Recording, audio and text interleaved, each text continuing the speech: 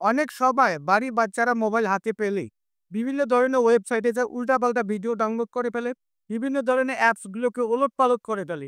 এই কাজগুলো আপনার বাড়ির বাচ্চা মোবাইল হাতে নেওয়ার পরেও আর করতে পারবে না।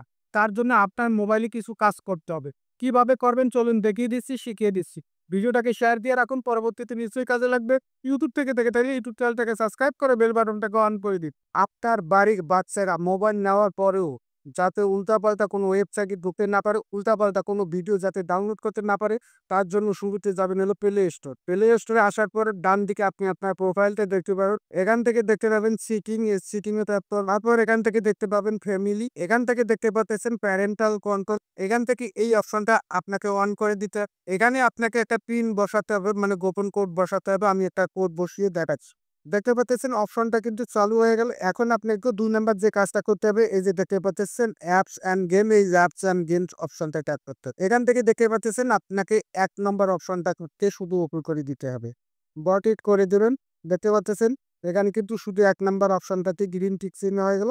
এখান থেকে সেভ বাটনে সেভ করে দিবেন। সেভ করে দিলে আপনার মোবাইল থেকে বাড়ির বাচ্চারা কোনো কিছু ডাউনলোড করতে পারবে না, উল্টাপাল্টা কোনো ওয়েবসাইটে প্রবেশ করতে পারবে না। মানে আপনার মোবাইল সাপোর্ট করবে না। আশা করি বুঝতে পেরেছেন। ভিডিওটাকে শেয়ার দিয়ে সবাইকে দেখার সুযোগ দিবেন।